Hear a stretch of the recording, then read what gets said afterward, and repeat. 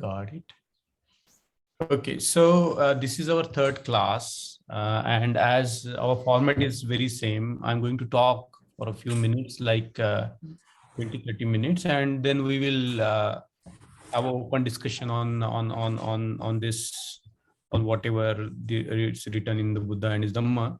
As I said that we have been dealing with the book one, and we have already done part one of the book one. And today we are going to look at the part 2 and part 3. As I told you that Buddha and his Dhamma is written in a way that every part of it is connected with other part of it. And it's like the text is very intertextual. So it's like you can enter the Buddha and his Dhamma from anywhere, any page. And then you can start your reading from that page and go here and there, either backward or forward. And I think that is the genius of Baba Saheb Ambedkar, that the book like this is written in a way that is accessible from every single page. So as I was telling you that every single page, every single sentence, and every single word of the Buddha and his Dhamma matters to us, because this is the book that has come not only from the deep reflections of Baba Saheb Ambedkar, but from his deep understanding of the human life, and vis-a-vis the Buddha's life and his philosophy and his Dhamma. So I think what the part 2 is a very interesting chapter where the Buddha, the way Baba Saheb Ambedkar has framed it, and framing of the sentence, framing of the topic is very important. So the part 2, the heading of the part 2 is very interesting: renunciation forever. As if when the Buddha left his house over the coral on the water of the Rohini river, that was sort of a temporary renunciation. I never heard of two renunciation theory. It's a two renunciation theory. First is that the Buddha left home, Siddhartha Gautama left the home because there was a quarrel conflict in the Sakya Sangha, and he couldn't really stand by it, and he wanted to have a peace between the two republics of Kulia and Sakya. They couldn't resolve it. He has to go against the mandate of the Sangha, and the only option left to him was to renounce his home, and that was not the. But now here Baba Saheb Ambedkar is talking about renunciation forever, that heading of the part 2 in that manner. And then he goes on the part 2, 6 sections, like 1 to Rajagraha Bimbisara, his advice; 3, Gautama answers Bimbisara; 4, reply of Gautama; 5, news of peace; and 6, the problem in a new perspective. I was struggling with some problem, and this part 2 talks about problem in a new perspective. So there was a problem, and there was a whole perspective of looking at the problem, and now the perspective has changed. So Buddha, in fact, walked from Kapilavastu to Rajagaha. Ambedkar, as we know, that he's a master of details. He says that how he walked from Kapilavastu to Rajagaha, and Rajagaha, of course, was a big, like that. In the ancient time, it was such a big kingdom of Magadha, and many philosophers, many intellectuals, many had made Rajagriha their headquarters. And we know that near Rajagriha there is this vulture peak, Gridrakut, where Buddha has given a lot of sermons, and he lived in those hills for a long time. So you understand that the Buddha walks from Kapilavastu to Rajagriha. And on Baba Saheb Ambedkar is quoting that on the way made a hermitage, a female hermitage. Then he goes to meet another Padma, and then he stays in the ashrama hermitage of Rayavata, or entertained him. So now, what was the personality of Siddhartha like? Ambedkar gives a very poetic description of the personality of Siddhartha Gautama. He's not a Buddha, he's Siddhartha Gautama, and things that that is like from section 1 verse 6. See, so you see, seeing him, he who was going elsewhere stood still, and he who the way, he who was walking gravely ran quickly, and he who was sitting at once sprang up. Now this tells us the magnetic power of the personality that Siddhartha Gautama. And I think of the personality of Siddhartha Gautama is very interesting. The way Baba Ambedkar has. And look at this verse 6. Please listen carefully. Verse 6 we did. Now verse 8. Now that time Buddha had worn this, this not the royal cloth. He had ordinary cloth on his body. So see how beautiful this is. Those who were wearing ashamed when they saw him, because the beauty of Siddhartha Gautama exceeded whatever he, and those who were wearing fancy clothes, they felt ashamed at looking at Siddhartha Gautama's clothing. Those who were talking on random subjects failed to silence. No one indulged in an improper thought. That was a magnetic power of the Prince Gautama. Then after journeying, he went to Rajgarh, and from Rajgarh there were hills, and there are even today there are 5 hills in Rajgarh. If we go, we can see there are 5 hills, and they are called, according to Baba Sahib's text, they were called the Pandava hills. People living there like philosophers, and we can recreate if we have gone to beautiful hill. If you stood in, if you ever stand Vulture Peak, where Buddha delivered many, they were already, according to the some of the texts, there were all medicants, a lot of people who were practicing their philosophies there, and the distance between Kapilavastu and Rajagriha, miles, and Buddha walked it.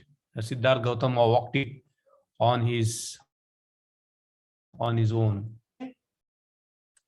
Nikhil? Yes. Yes, sir. Okay. So we can understand. And then the next day when Buddha went to the, a lot of people came around him. Couldn't resist to come Siddhartha Gautama, and there were the stories about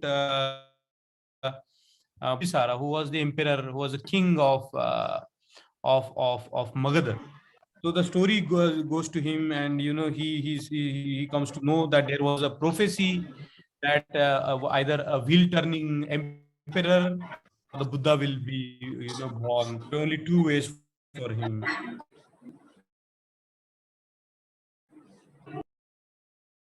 Okay, so I think Bimbisara and is so important for us to understand, because even if we understand a lot of things that are to come. So what is the discussion between Tar and now you see there is one man, Bimbisara, who has everything, the owner of Magadha Empire. He has the big cap of Rajagriha city. He has wealth. And on the other hand, there is Siddhartha Gautama, who has just left his house, his small kingdom, and have come to the city of Rajagriha, Parivrajaka. Now imagine these 2 persons, an emperor, and Bimbisara goes to hill where he was staying. Siddhartha Gautama went to him, and he's so convincing, that's so tempting for the young man. The way Bimbisara approaches Siddhartha with him very lovingly, very affectionately, and he goes and of course he tries to convince him. He says to him that now we know that there are 4 Varnashrama Dharma, and then it's talk that Artha Kama, and we should enjoy the Artha means money. We should enjoy the sensual. There is one other word, and then there is of course moksha. So what he is trying to tell Siddhartha Gautama, that you enjoy life, you are young, you enjoy these pleasures that you are there for your use in the future for you, and it's not wise to leave his home and become a renunciate and not enjoy sexual pleasure. And that's how he's trying to convince Siddharth. Read all everything, but I'm going to read verse 20 and 21 from part 2 because I think they summarize what it is. So choose thou means you choose thou. Therefore, one of these ends pursue according to the rules of religious merit. Pursue love and the rest in reverse order. These are the three objects in life. When men die, they pass into dissolution as far as regards this world. Do thou therefore the three objects of life, cause this personality of thine to bear it. They say that when the attainment of religion, wealth, and pleasure is complete in all its parts, then man is complete. Him, he's saying that you enjoy your life as you are a young man. You don't waste your youth in pursuing this life of renunciation.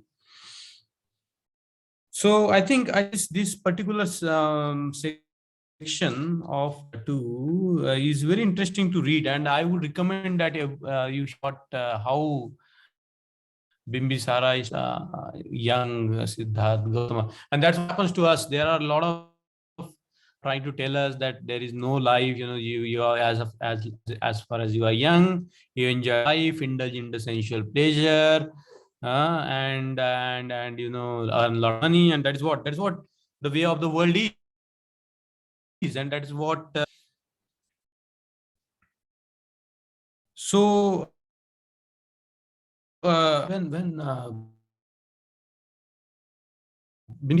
there's a very beautiful line in the section 3 verse 1. The Siddharth Gautama was not moved, he was firm like a mountain. Siddharth Gautama was a firm like a mountain, and I think this image of mountain comes again, that how Buddha was like firm as a mountain, and he was self-possessed, unchanged, and I'm not going to read the entire answer of Siddharth Gautama because there are some things that we have to read. We have to engage personally with the text. So I think Buddha says that he appreciates his friendship. He says that you are a very unique man who has not forgotten his old friends, because apparently their parents and they had this long friendship between the king of Magadha, and he appreciate that he appreciates his friendship, that I'm very much moved by your friendship. That's what the Buddha tells him. So the Buddha gives his reply that these pleasures are fleeting, because he has seen the pleasure in his life. He has seen all kinds of pleasure when he was a prince of Sakyans, and he says that this verse number 9, he says, or 8. I am not so of serpents, nor of thunderbolts from heaven, nor of flames blown together of these worldly objects. Siddhartha Gautama said that he is very, very scared. The worldly objects that Bimbisara tried to Buddha compares it with the thunder blown together by the wind. I think this is because there are a lot of imageries that Baba Ambedkar has used, and the Buddhist tradition has been using a lot of images. As I told you, solid like a mountain. What an image it is. We should feel when we feel shaky, we feel sometimes solid like. And here, he's Siddhartha Gautama is saying that he's not afraid. He's not afraid of snakes. He's not afraid of thunderbolt. He's not afraid of wind. But what he's so much afraid of is these worldly objects, because these worldly objects can be more dangerous than the images pleasure presented here. Now see the verse verse 9, these transient pleasures, the robbers of our happiness and our wealth, and which float empty and like illusions through the world, infatuate man's minds even when they are only hoped for, still more when they take up their abode in their soul. What a beautiful line! These are transient pleasures, the robbers of our happiness and our wealth. He says, even when we hope for them, they create a lot of trouble. How much trouble they will create, implant them in our being. So I think, this has to be read, and it's every is worth reading. See, now this 23, verse number 23. Listen carefully. You know what young Siddharth saying. Even if they enjoy them, are not satisfied. Even if we enjoy sensual pleasures, men are not satisfied. Now see the imagery, like dogs famishing with hunger over a bone.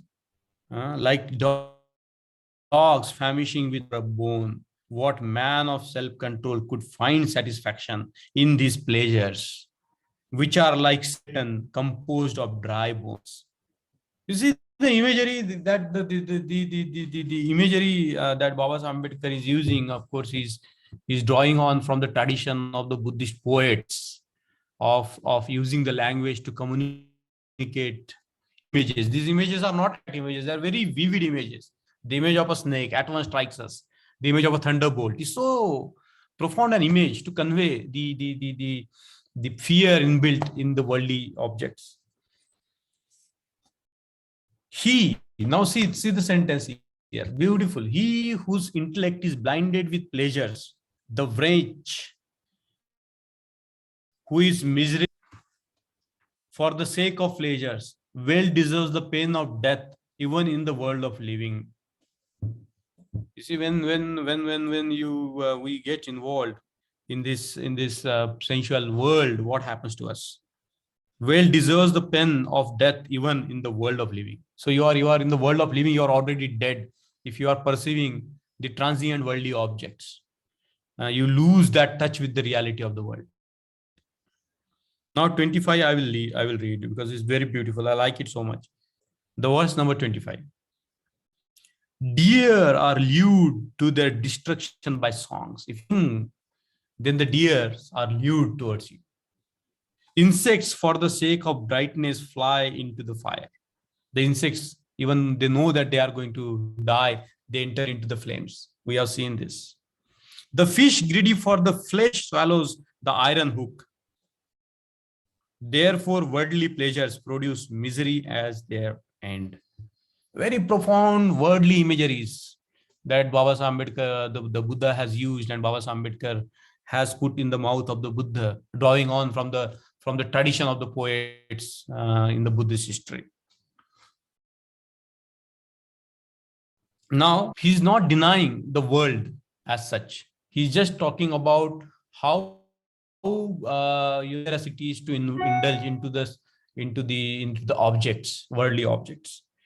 Having said this passage has to be read very completely, because I think that summarizes the Buddhist doctrine of middle path even before the Buddhism starts. See, as for the common opinion, pleasures are enjoyment. None of them, when examined, are worthy of being enjoyed. Fine garments and the rest are only the accessories of things. They are to be regarded as merely the remedies for pain. Now, this word remedies for, take the worldly objects not for the sake of pleasure that we often try to pursue them, but as a remedies for pain. Now, why do we need to wear the clothes? Because in the winter, if we don't wear the clothes, your body is going to suffer. In the summer, if you are going to stay, not use the clothes, something can get wrong with the body. So what the underlying sentence is, whatever worldly we say, we have to look at them as a remedies from pain. Why we drink water? Water is desired for allaying thirst. Food is the same hunger. house for keeping heat of the sun and the rain, and the dress for keeping off the cold, and to cover one's nakedness. And read carefully, listen carefully. A bed is for removing drowsiness, because we feel drowsy, so we need a bed. A carriage for remedying the fatigue of a journey. We need cars or carriages to remove the fatigue of a journey. We cannot walk. It's not possible for us to walk 200 300 kilometers, so we need a carriage. A for alleviating the pain of standing. We cannot stand along for a long time. We cannot stand, so to relieve the pain of standing, we need a seat. So bathing is as a means for washing health and strength. External objects, therefore, are to human beings means for remedying pain, themselves sources of enjoyment. Now, chair, there is a lot of fight over the chair. That I want this chair, I want that chair. But what is it? What is the chair meant for? The chair is meant for relieving the pain, remedying the pain of standing. Like bed, why do we need a bed? Because we cannot. Sometimes we feel sleep. So, whatever is there to remedy our pain, we have made them the object of the pleasure. And that is what here in this particular section of the Buddhism. And I think that has to be read again and again to understand that whatever most of the times we try to hanker around, they become the cause of our pain instead of relieving our pain. The chair, somebody buys nice chair, we feel painful. We don't understand that the chair is just meant for remedying the pain of standing. Somebody buys something nice, cottage, some nice dresses, we feel sad because we start envying them without understanding that they are just meant for remedying pain. So seeking pleasure and remedying pain is very important. Beautifully understand. That doesn't mean that the Buddha is against sublime pleasures that we get out of our practice, or when we do something good. That's a pleasure that's out of the world altogether. So he's also convincing Bimbisara that it doesn't matter whether you're old or you young, doesn't matter.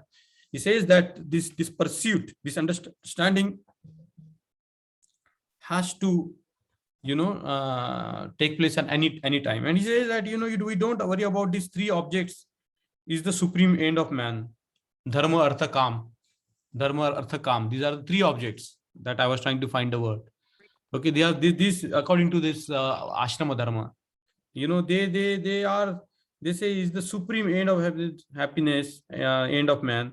And thou said that what I regard as a desirable is misery.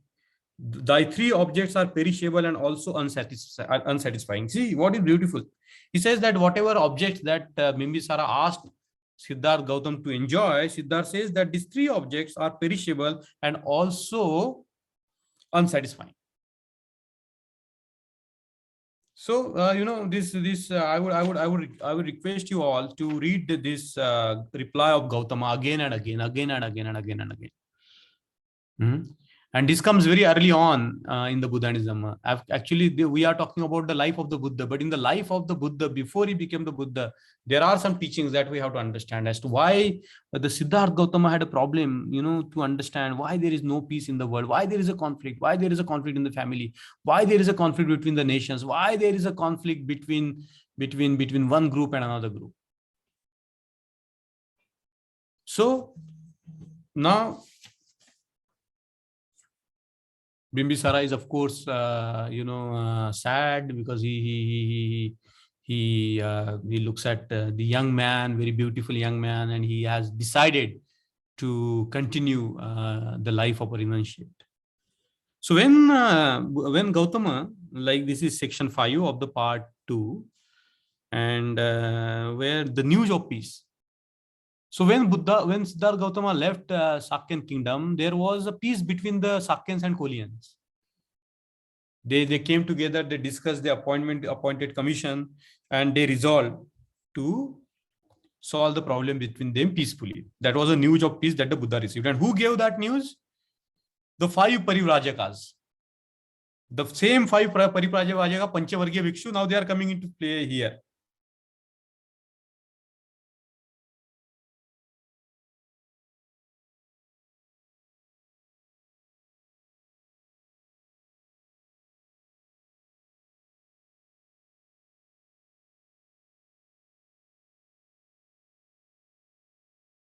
we have heard about you, and we would like to tell you what happened after you left the Sakyan kingdom. And they tell them that there was a demonstration in Sakyas. The boys and girls, they came. Why our Siddharth Gautama has to be exiled? Koliyas are our brothers. We shouldn't fight. They are our brothers, and should compromise with their Kolian brothers and sisters. So there was a permanent commission of arbitration with authority to settle every dispute. I think this way also we can see that how we can resolve the dispute between the communities by setting this what is Baba Sahib called Council of Arbitration with authority to settle every dispute regarding the sharing of waters. So now the problem by which the Siddharth Gautama had to leave his house is now resolved. There is a good news brought by these 5 mendicants, Parivrajaka. They tell them that now there is now no need for you to continue to be a Parivrajaka. Why don't you go home and join your family? Now there is no need for you. You go home now. There is a peace between the Sakyan and Kolian. Siddha said, I'm happy to have this good news. It's a trump for me. It's my victory. But I will not go back to my home. I must continue to be a Parivrajaka. Then listening to this, the 5 Parivrajaka left because they wanted to do tapasya. Now, section 6 of, and I think this is very interesting. The Buddha now begins to think that what is my point on he begins to read his position. So why I left for a reason, and now what is for me to continue? Now that the war is over, is there any problem left to me? Does my problem end because war ends? On a deep reflection, he thought not. The problem of war is essentially a problem of conflict. The problem of war is essentially a problem of conflict. This conflict, I think the section 7, section 6, verse 7 is so beautiful. And I'm going to read it through 7 and 8. This conflict is going on not only between kings and nations, but between nobles and Brahmins, householders, between mother and son, between son and mother, between father and son, between sister and brother, between companion and companion. The conflict between nations is occasional, is constant, perpetual, and it is this which is the root of all sorrows and suffering in the world. True, I left home on account of war, but I cannot go back home. Although the war between the Sakyas and Koliyas has ended, I see now that my problem has become wider. I have to find a solution for this problem of social conflict. How far do the old-fashioned philosophies offer a solution of this problem? Can he accept any? He was determined to examine everything for him. Now, this thing strikes us that that now we know that there are traditional stories that the Buddha left because he saw these 4 sides of an old man, of a sick man, a dead man, and a renunciate, and therefore Buddha left his home to find the problem. But here Baba Ambedkar says that there was a conflict. He was a lover of peace. He was moved by the very supreme sense of compassion from the early on, and Baba Sahib has given a lot of evidences to prove that Buddha was Siddhartha by peace and supreme sense of compassion. And here we see a completely different take, that the larger problem is actually when Baba Sahib Ambedkar talks about the conflict between noble and Brahmin, he's talking about the universal nature of conflict. There is no place on the earth, there is no family on the earth, there is no communities on the earth where this conflict is not going on. So problem of war emerge when there are the conflicts. And there are the conflicts between the classes, there are conflicts between the people, between the brother and between the sister and whatnot. The nature of conflict as a vision before the Buddha to solve. And that was a problem. And every time we see any section that Baba Ambedkar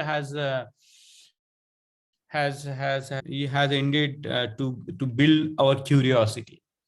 So that's why I request all of you to kindly Buddhism again and again and again and again, because every time you read it, new person. Because I told you that this text, and when we are reading one certain part or certain book is not independent of other section, other in the other parts or the other books. They are all intertwined together. So I think these questions at the end of this section that Baba Ambedkar has put in the Buddhism, how far do the old established philosophies offer a solution of this?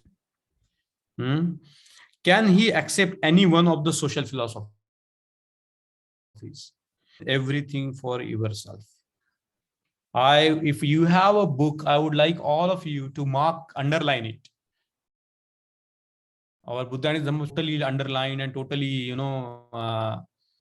explored, to examine everything for himself. Now that is the quality of who can think independent, to examine everything for himself. Do we have that capacity to examine everything by ourselves?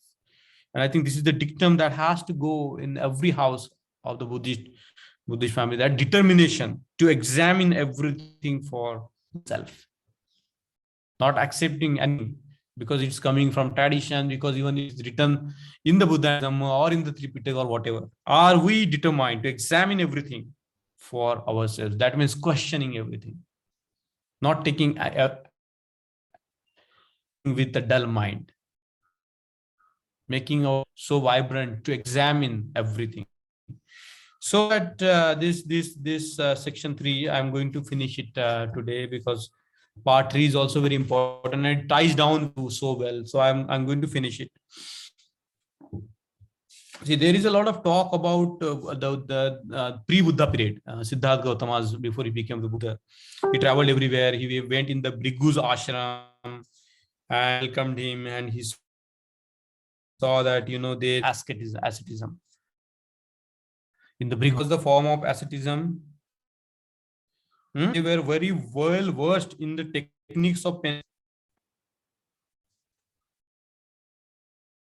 Some live like the birds on gleaned corn, others gaze on grass like the deer, others live on air like the snakes, as if turned into anthills. This is what the nature of asceticism that was going on in Bhrigu's ashrama. Because Buddha was wanting to go to Sankhya philosophy from Alara Kalama's ashram. Rajgir, there was Alara Kalama's ashram.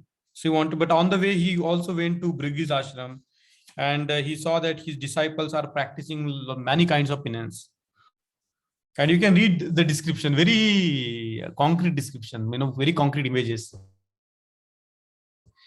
You can read. He was there, but he wanted to learn Samadhi Marga, and also he wanted to learn the Sankhya philosophy. So he wanted to go to Vindhya Kosta. The place, name of the place is also there, Vindhya Kosta. The Muni Arada Kalam lives there, who had gained an insight into absolute bliss in the Paramananda. Alar Kalama had insight into Paramananda, absolute bliss. So he wanted to go to Vindhya Kosta, Bhrigu, and he leaves for Alara Kalama. And then he goes to meet Alara Kalama, and Alara Kalama teaches him what is the Sakya philosophy. So what is the philosophy of Sankhya? From the mouth of Alara Kalama: you are welcome. Such is my dog. Intelligent man like you, in no long time, may of himself comprehend, realize, and attain my teaching, and abide. You are a worthy vessel to receive this highest teaching, training. The prince, having heard these words of Arada, was filled with great pleasure and thus made reply: this extreme kindness which thou showed to me makes me imperfect I am, seem even already to have. Will you therefore deign to tell? So we can look at the doctrine of Sankhya philosophy. Sankhya means numericals, 1, 2, 3, 4, like that, and he taught in terms of 1, 2, this, that, and there is a beautiful philosophy. The Buddha, Siddhartha Gautama appreciates Sankhya philosophy more than any other philosophy that time. And then in the next section, we see that how the Buddha reflects on the Sankhya philosophy, and we are going to read it. So I'm going to skip it, and because the reason why Baba Ambedkar has skipped in the tenets of Sankhya philosophy is because he's explaining them elsewhere in the Buddhism. He understands the Sankhya philosophy, and then after that he leaves to learn Samadhi Marga. Now this Samadhi Marga, so much confusion over Samadhi in our communities as to what is Samadhi, and there are so many discussions, always often heated discussions about the nature of Samadhi and all. But if you read this particular part 3 and section of book 1, there is a very beautiful explanation of what kind of schools of Dhyana Marga, Samadhi Marga were there. I'm going to read it. Verse 2 says there were 3 schools of Dhyana Marga. 3 schools of Dhyana Marga. One is all of them had one thing in common. All the 3 schools had one thing in common. That control of breathing was the means of achieving. That if you control your breath, that is a means of achieving dhyana. In Pali, it's called jhana. One school followed a way of controlling breathing, which is called anapanasati. That is the first reference of anapanasati in this book. Okay, one school followed a way of controlling breathing. Another school followed the way of controlling breathing known as pranayama. It divided the breathing process into 3 parts. One who does yoga, whatever, they know all this. Breathing in, purak. Holding the breath, kumbhak. Breathing out, rechak. Like these 3. The pranayama was divided into these 3.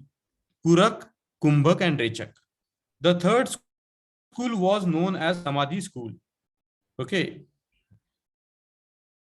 Arada Kalama was well known as the master of, felt that it might be well for him if he could get some training in the Dhyana Marga under Arada Kalama. So Arada Kalama, being a master of Dhyana Marga, Siddhartha Gautama learned with him. He requested him to teach him. And then he learned whatever there was to learn from Arada Kalama. Then to the ashram of Udaka Ramaputta, who has attained the highest stage of Samadhi. This highest stage of Samadhi is Neva Sanya Na Sannayatan, that we can talk about, in the future.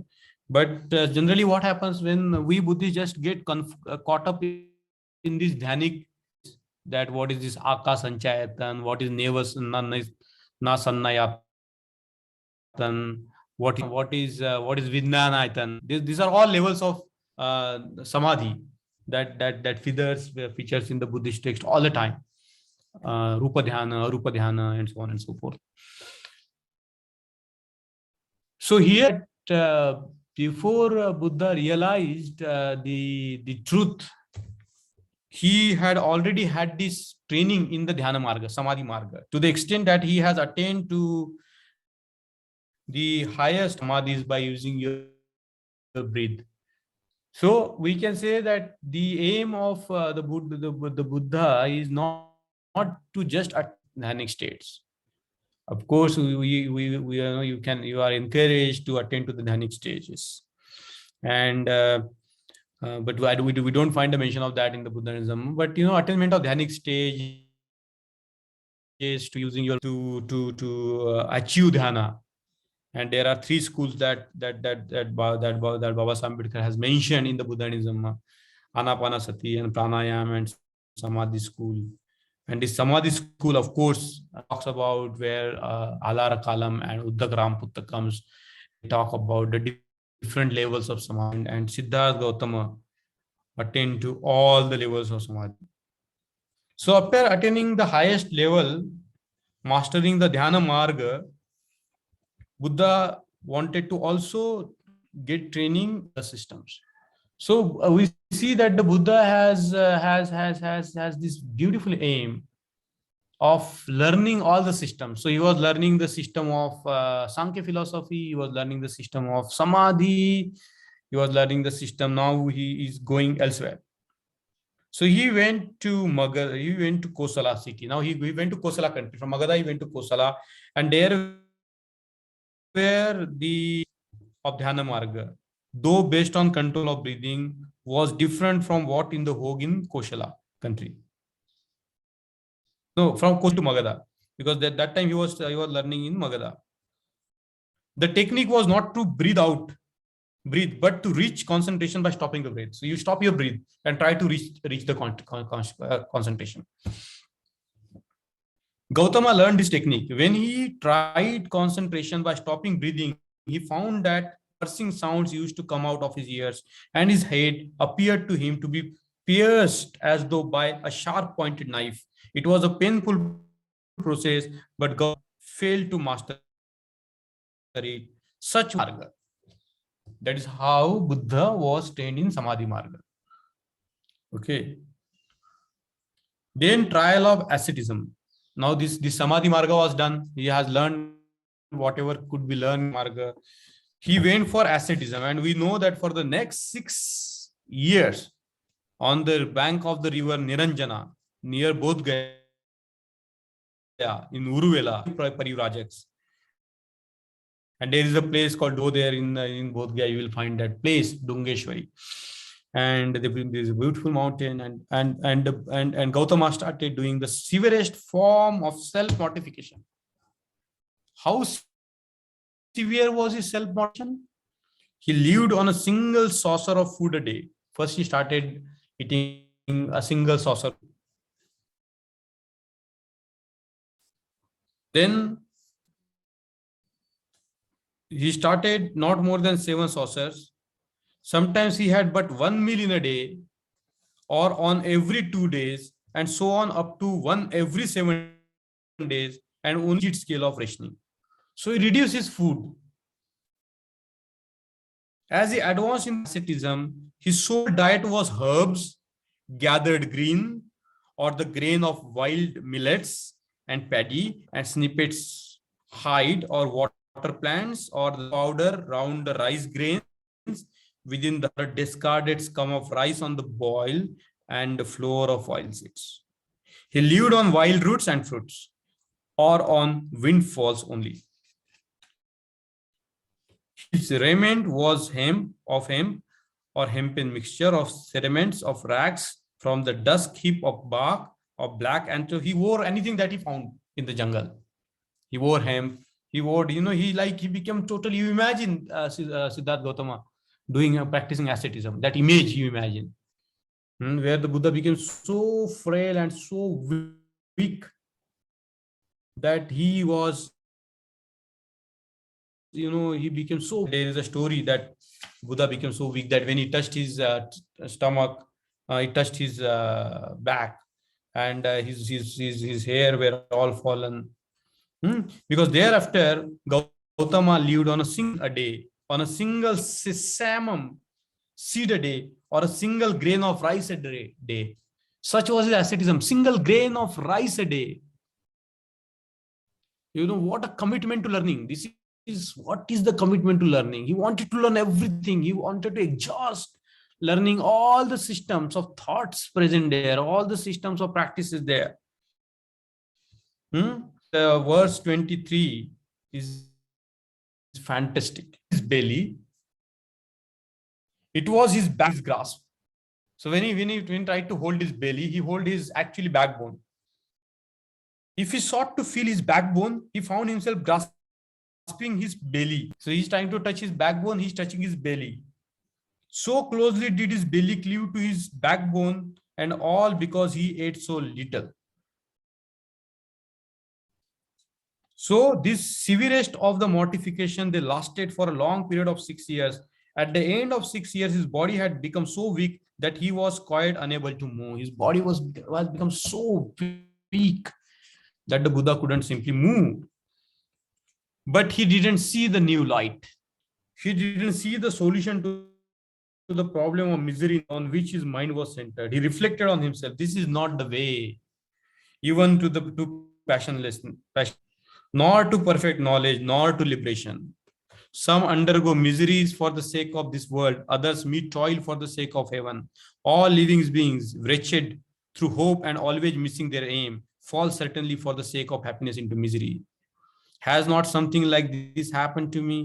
It is not the effort itself which I blame. He has done tremendous efforts, but the efforts were in the wrong direction, which flinging aside the base pursues a high path of its own. When I ask is what I ask is this. This is a question. The Buddha Dhamma is filled with questions. You have to understand the questions. Can the mortification of the body be called religion? This is a question for us. If we try to mortify our body, can we call it a religion? Now, this words, I think, is so critical of us to understand. Since it is only by mind's authority that the body either acts or ceases to act. See, the body acts or ceases to act only because of the authority of the mind. Therefore, to control the thought is alone befitting. Without thought, the body is like a dog. So, however you try to mortify, it doesn't lead you to the thoughts, because the body is at the service of the mind. If there was only the body to be considered, merit may be gained by purity of food, but then there is a merit also in door. But of what good is it? He says that, if there was only body, then you can eat good food and purify your body. But it's not like that. There is a mind. Who has lost his strength. If we lost our body strength, we cannot gain new light. Is wearied by hunger, thirst, and fatigue, with his mind no longer self-possessed through fatigue. How who is not absolutely calm reach the end which is to be attained by his mind? So when your body is not, when our body is weak, our mind is not healthy, and our mind is not fit to contemplate. On the when we are so much hungry, we cannot think. So basic minimum requirement of food is important. A nourishment to the body is important, but that is not everything.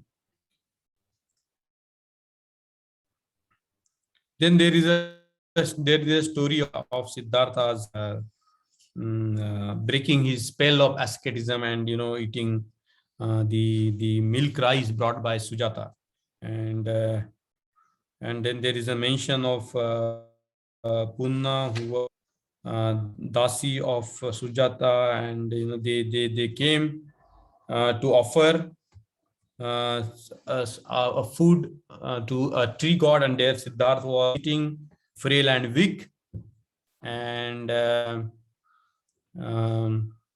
he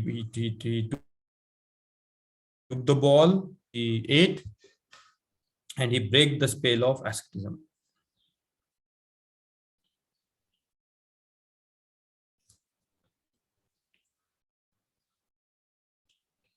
So we can imagine that Buddha did the worst form of asceticism, mortification of the body. He found that the truth cannot be found by that way. It's impossible to attain the truth by a mortification of the body, and therefore he ended his trial of asceticism. Looking at Buddha, Siddhartha Gautama leaving his practice of asceticism, the 5 mendicants with him, sad and angry, they said that, no, you have fallen from your path. So they were sad, and they left. Disgust, they left. You are fallen man now. We leave you because you have started eating food. So now I think, sorry, we have taken a lot of time, but I was supposed to speak for 30-40 minutes and then open it up for the question and answers. But it means any reflections from your side. So I think we started 10-15 minutes late. I think I spoke for a little more than 40 minutes, but should make it open for reflections, questions, and answers. or anything that you would like to reflect on. So the class is open now.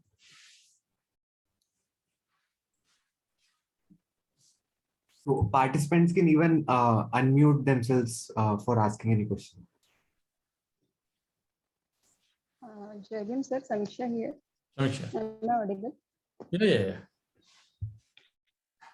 Yeah, like you explained, sir, like how Siddhartha Gautama at young age explained to Bimbisara about the self-control and not to like go into pleasures and all that. And we also see that after attaining enlightenment in the Dhammacakka Pavatana Sutta, when he addresses those 5 parivraja, he tells about the middle path, which he also discussed, like where he says that not to go into two extremities, into like sensual pleasures and into asceticism. Okay, so I was just trying to understand this.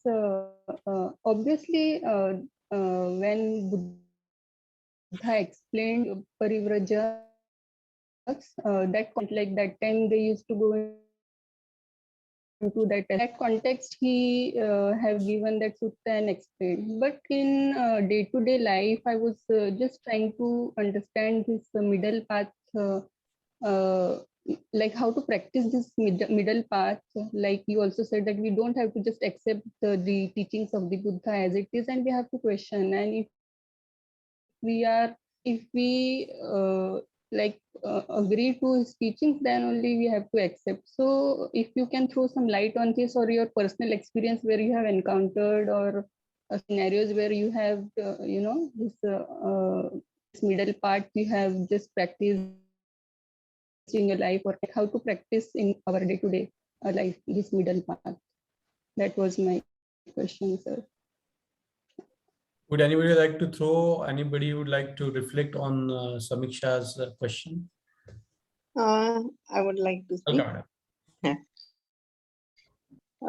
Actually, we can't we cannot destroy our this greed and anger immediately. But we have to go slowly on it. So, in my case, when I decided in 2000 that I should not eat non-veg, after listening the discourse of Bhanteji, then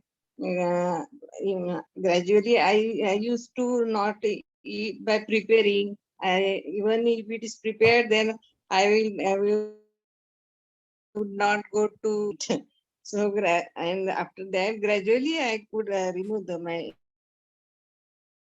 will to eat. So we have to practice it gradually and develop the what to do, how to choose the middle path. Good. Pankaj bhai. Yes, sir. I just want to, reflect on the reading till date, which has linked with the question asked by Samiksha ma'am also. These are just my reflection. We read in the early trade, Buddha was very compassionate and he was prince, but still he used to ask the questions of all social wrongs happening around. Yeah. He used to ask the question. And then later in the reading, we seen he got a peace news, but still he was neutral. He knew that is the reason is because of the conflict between the two classes, or conflict between the gender. But he still stick to his root cause. That I want to find the reason for taking away the dukkha. Right. And then later we read he went to find out the various ways. Like first he went to Bhrigu Rishi's ashram, where the hard form of asceticism, and then to Alar Kalam, and then to the Rambutta's ashram. He read, but here first he went to Bhrigu Rishi's ashram, where he has seen the heart. He practiced at the end. He practiced that at the end. Kator Tapashcharya. So what something was already inbuilt in the Siddhartha. He has that ability to see the right thing and he has that ability to travel on the right path. Yeah. Of course, experienced by himself, but he was driven by his own zest from within. Something is right, something is wrong. He knew that Buddha, and path very easy in the latter stage. This is just my reflection, Mangesh. No, I think that's a wonderful reflection. I look at this is as, there are celestial explanations of why Siddhartha became Buddha, and, he practiced for ages and ages, and he was already set to become the Buddha. And, he struggled often, there's in some of the, more latter text, it is said that this is just the Buddha Lila. He wanted to just show, but inside he was already the Buddha. And I think I don't find it very appealing to me, because if it was like predetermined that Tuma would be becoming the Buddha, is something that we cannot accept. And there might be religious explanation to that, but historically we see that the Buddha was born as a natural son of his parents, and that he had his own struggles and tribulations. He has his own hard work. He has. It's not that he gained insight just like that. He determined to know. He tried to know everything. So what you said is right, because I think that mind of that open mind, that whatever schools of thought there are, and it's not an easy task, because he's learning. Then when he grows up, he's studying. So this quest for knowledge, this quest for learning, is very, very important. And I think this part comes early on to tell us also that we are on the similar quest to learn, and there is no end to there is no limit to learning. And I think that's exemplified in the life of Buddha himself, that all the life to learn. And in the Zen Buddhist tradition, it is said that you should have a beginner's mind, because expert's mind, there are few possibilities. But if you are having a beginner mind, you can learn things. Because if you are something, then that's it, that you become completely machine, spontaneously responding to that. So I think this continuous learning, the beginner's mind, Siddhartha had to learn to look at everything from the fresh perspective, is something that is an attitude that we see in Baba Sahib's life. He says that even when I have read so much, that Baba Ambedkar had read so much and he knew so many things. Besides that, he said that when I look at the ocean of knowledge, my toes are only wet. My whole body still remains to be drenched in the ocean of knowledge. So this is a man who has read everything, and has tried to know everything. He's saying that I know only little. So he says that I am a student forever. I would be in a learning mode forever. So if we the community today, even if we read a little bit of it, we feel that we know everything, and on that basis we try to argue and this thing. But there is always so much to be learned, so much to be mastered, and that's what one of the vows of the Bodhisattva that comes at the end of the Buddhism, that the knowledge is limitless. How to master it all.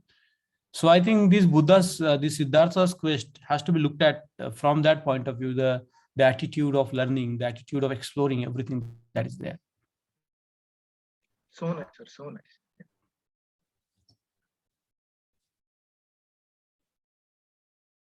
So when you have that mindset to learn, you'll become light. But if you carry too much load of something, even little, that you feel, you think that how do I express it? How do I tell other people? But when you have that attitude, oh, so much is to be learned there, then you automatically your learning abilities becomes very supple and very receptive.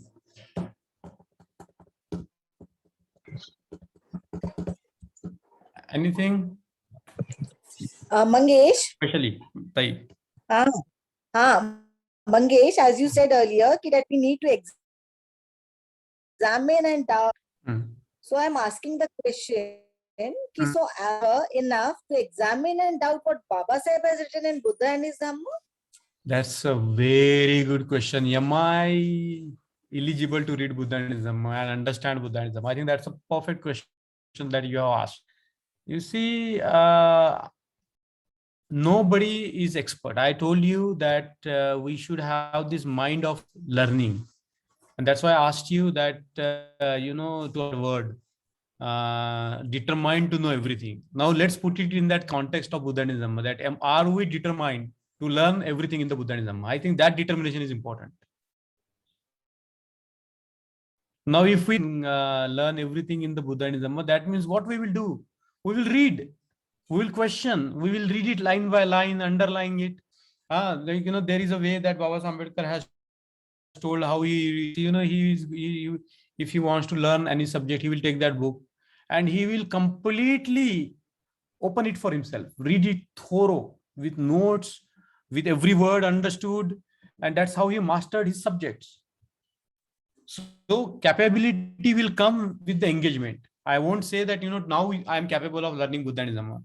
I will become capable of learning only when I engage with it on a regular basis, on a sustained basis for a long time, maybe for life. Thank you, Mangesh. Thank you. This is the lifetime's work. This is not that you do it today and forget. Oh, done. I know Buddhism. Don't ask me now. I know it. And also when we practice in our day-to-day life, and then we come to know no, this is what is written in the book. This is truth. Very true. Very good. And I think what is important, there are levels of reading. First, we read the literal part of it, the literal understanding of it, the words and the sentences. Then we understand the meaning. More than words, the meaning is important. We start reading on the level of meaning, then the words are just a medium to know the meaning. And we read it on the level of meaning understanding. You see what I'm trying to get it at? Understand what I'm trying to tell you? Yes. So like, you read some texts, then you read, when you go down, when you go up one step, you try to figure out the meaning. Then you try to understand, you make the meaning your own. And to try to implement in our day-to-day lives, we get like more clarity on it. Like, yes. And interesting, especially my today, and it is relation. In 1951, I think Baba Sahib started writing Buddha and his Dhamma.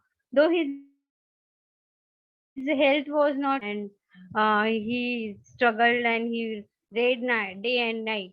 And in 52, he published one booklet named as Gospel of the Buddha, and he printed some copies and distributed for the suggestions of his style of writing to his friends. So this gives us the learning perspective and how down to earth and how open Baba Sahib was to welcome the suggestions and advices by his friends from Japan, from other countries.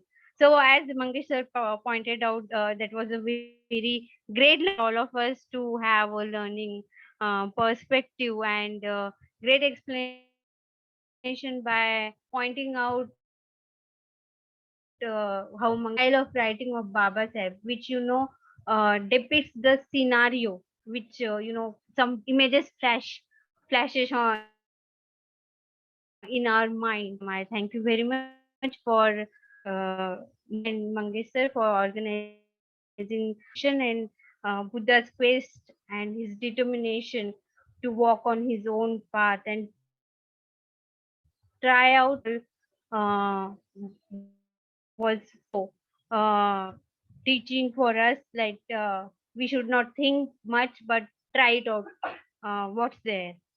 So thank you for the session today, Nikhil and Melissa.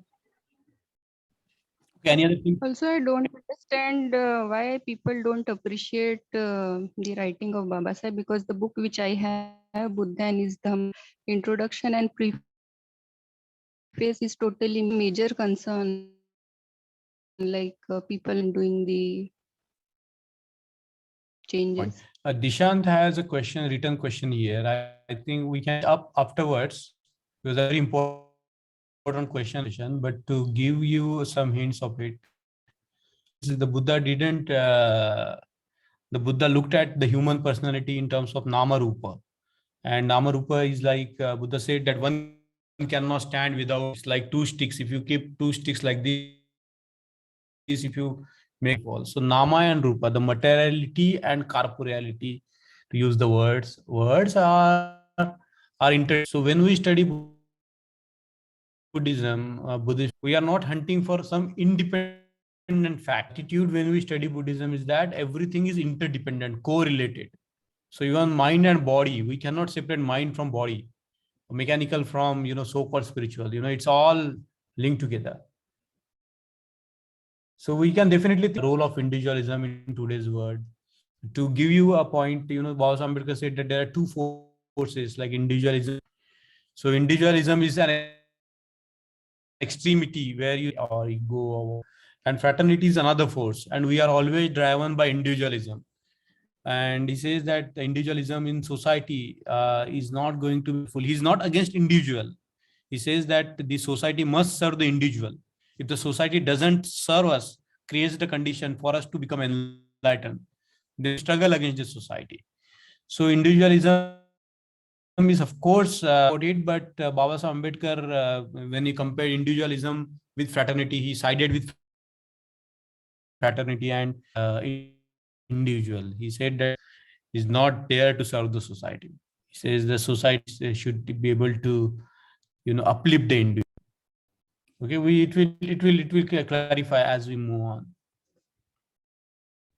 Okay, if there are no immediate questions, anything to reflect on, then that's the end of our class for today. Unless anybody would like to say something before we end. Alka madam. Or Gradually we will come to know everything. Enough for today. So, Disha in detail afterwards means. good.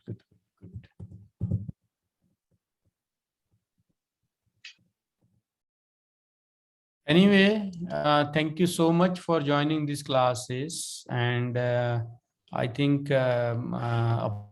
upon entering into a few, I think book 1, I would encourage some of you to start reading.